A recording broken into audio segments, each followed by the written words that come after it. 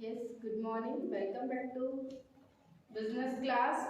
आज की डिस्कशन का जो टॉपिक रहेगा वो रहेगा हमारा कैपिटल स्ट्रक्चर। जो हमारा फाइनेंशियल मैनेजमेंट वाला टॉपिक रनिंग में है उसी का एक पार्ट आता है हमारा capital structure.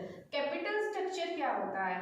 Capital structure basically क्या होता है, जहाँ पे हम एक अपने कंसर्न ऑर्गेनाइजेशन की ऑपरेशन की रनिंग के लिए जो फंड अरेंज करते हैं, उस फंड का जहाँ पे हम रेशियो डिसाइड कर लेते हैं कि how much amount we are taking from debt and how much amount we are taking from equity, वो हमारा कहलाता है कैपिटल स्ट्रक्चर। तो कैपिटल स्ट्रक्चर देख लेते हैं। Proportion of debt and equity to financing the operation of the business, कि business की ऑपरेशंस को फाइनेंस देने के लिए जो हम डेट और इक्विटी का रेशियो डिसाइड करते हैं वो कहलाता है हमारा कैपिटल स्ट्रक्चर। यहाँ पे आप फॉर्मूला भी देख सकते हैं, डेट अपॉन इक्विटी। अब हमारे डेट और इक्विटी में अगर हम डिफरेंस देखें तो यहाँ पे दोनों में सबसे ज्यादा डिफरेंस हमें कॉस्ट और रिस्क का देखने को मिलता है। Cost and risk. अगर हम डेट को ही लें, डेट क्या है? ऐसा सोर्स का फाइनेंस है जिसमें हमारी कॉस्ट तो क्या आएगी, लो आती है कॉस्ट फंड रेज करने की, लेकिन वही रिस्क को देखें तो risk in comparison to equity बहुत ज्यादा हायर होता है हमारी डेट कैपिटल में। और इसी के अपोजिट होता है इक्विटी में। इक्विटी की कॉस्ट क्या होती है, थोड़ी ज्यादा होती है, लेकिन रिस्क क्या होता है इन कंपैरिजन टू डेट कम होता है। तो ये दोनों फैक्टर के बेस पे हम इन दोनों में कंपैरिजन कर सकते हैं और आफ्टर दैट डिसीजन ले सकते हैं कि कितना प्रपोर्शन हम अपने फंड का रेज करें डेट से और कितना प्रपोर्शन फंड का रेज करें from the equities. Okay, then जो हमारे कैपिटल स्ट्रक्चर है, कैपिटल स्ट्रक्चर डिसाइड करने के लिए हम सिर्फ दो फैक्टर पे तो डिपेंड नहीं रह सकते, जस्ट कॉस्ट एंड रिस्क। हम बहुत सारे फैक्टर हैं जो माइंड में डिटरमाइन करके चलते हैं कि कौन कौन से फैक्टर हैं जो हमारे कैपिटल डिसीजंस को इम्पैक्ट करेंगे, वो देख लेते हैं हम। फर्स्ट आता है हमारे पास कैश फ्लो पोजीशन। फर्स्ट आता है cash flow position. Cash flow position हमारे इम्पैक्ट करती है हमारे कैपिटल डिसीजन को। मान लो अगर हमारे पास हमारे बिजनेस की हमें श्योरिटी है कि हमारे पास अच्छी अर्निंग आएगी, हमारे इनफ्लोज अच्छे आने वाले हैं, तो हम एबल होंगे बोरोड फंड की टाइमली पेमेंट करने पे, इंटरेस्ट वगैरह जो डेट वगैरह पे करना होगा टाइमली पेमेंट करने के लिए एबल होंगे। तो हम अगर हमें इंश्योरिटी है कि हमारे इनफ्लोज अच्छे हैं, कैश इनफ्लोज अच्छे हैं, तो वहाँ पे हम इम्पोर्टेंस देते हैं कि हम डेट से फंड रेज कर लें। लेकिन जहाँ पे हमें लगता है हमारे जो इनफ्लोज हैं वो शॉर्टर होंगे, हमारे इनफ्लोज कम आएंगे, तो वहाँ पे हम डिसीजन ले लेते हैं कि क्यों ना इक्विटी से फंड रेज किया जाए। अगर हमें श्योरिटी है, श्योरिटी जनरेटिंग हायर इनफ्लोज, कि हमें पता है कि हम अपने ऑर्गेनाइजेशन में हायर इनफ्लोज जनरेट कर सकते हैं, तो वहाँ पे हम फंड टेक ओवर कर लेते हैं डेट से, और otherwise we are going to equity. Okay, then second factor is that is the ICR, interest coverage ratio. Interest coverage ratio क्या होता है हमारा?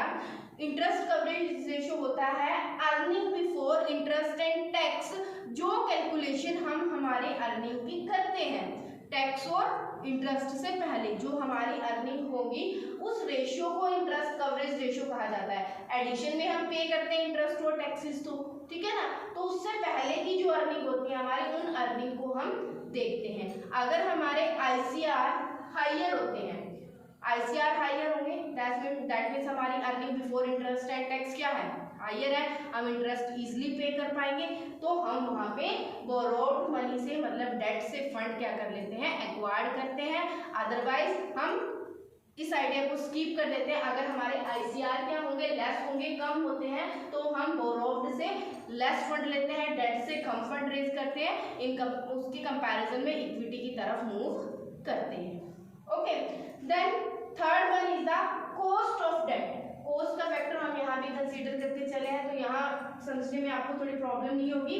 कॉस्ट का फैक्टर भी इम्पैक्ट करता है। अब जनरल सी बात है, जब हमें किसी से पैसा उधार लेना होता है तो हम कैसे उधार लेते हैं, देखते हैं कि हमें वापसी में कितना पैसा रिटर्न करना पड़ेगा, किस इंटरेस्ट रेट से हमें उसको वापस करना पड़ेगा। तो हम जनरल है, हम एज अ ह्यूमन बीइंग सोच के ही लेते हैं कि जहाँ पे हमें कम रीपेमेंट करनी पड़ती है वहाँ से हम फंड रेज कर लेते हैं। और कॉस्ट एंड आप देखते हो डेट एंड इक्विटी को, डेट और इक्विटी को अगर आप देखते हो तो आपको डेट पे हायर इंटरेस्ट पे करने पड़ते हैं इन कंपैरिजन टू इक्विटी। तो कॉस्ट हमारे पास जिसकी ज्यादा होगी उससे हम फंड रेज नहीं करेंगे, जो हमारे लिए कम कॉस्ट लेसर कॉस्ट वाला होगा उससे हम फंड रेज करने की कोशिश करते हैं। तो ये 3 फैक्टर थे। Next one is the tax rate. Yes, tax rate factor also affect the capital structure decision. Okay, अगर हमारे पास टैक्स रेट हायर है, हायर टैक्स रेट हमारे पास है, दैट मीन्स वो हमारे डेट को चीप बना देती है। हम पहले से ही अगर क्या कर रहे हैं, हायर टैक्स रेट पे कर रहे हैं, तो हमारे लिए डेट क्या हो जाते हैं, चीपर हो जाते हैं। और हम प्रेफर करते हैं कि टैक्स को प्रेफर करते हुए हम डेट से फंड लेना प्रेफर करते हैं। Then next one is cost of equity. Yes, cost of equity को हम आइडेंटिफाई करते हैं अर्निंग पर शेयर से, कि मार्केट में पर शेयर से हमारी कितनी अर्निंग हो रही है। अगर हमारी अर्निंग पर शेयर इंक्रीज रहती है तो कैपिटल में हम किसको इंक्रीज करना है, इक्विटी को। अगर हमारी अर्निंग पर शेयर हर टाइम डिक्रीजिंग में रहेगी तो वहां पे हम कभी भी इक्विटी शेयर फंड रेज नहीं करेंगे, वहां हम डेट की तरफ मूव करेंगे। Okay, next one is flexibility. Flexibility means हमारा कैपिटल स्ट्रक्चर मोल्ड हो सकता है या नहीं, वो हम चेक करेंगे कि कौन सा फैक्टर हमारा फ्लेक्सिबल होगा।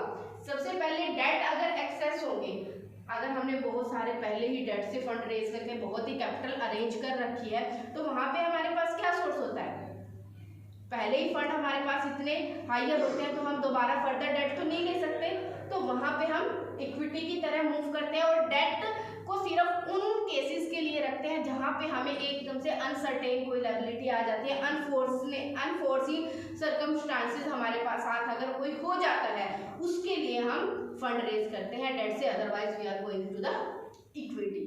The last one is the stock market condition. Yes, stock market conditions are the very important factor that impact the capital structure. अब स्टॉक मार्केट में हमारी बहुत सारी कंडीशन होती है, मैं बार-बार आपको फ्लो चार्ट टाइप वीडियो में बता चुकी हूँ, जिसमें हमारा बूम की condition, recession and that one is the depression and that is the recovery stage. तो ये सारी कंडीशन भी इम्पैक्ट करती हैं हमारे कैपिटल डिसीजन को।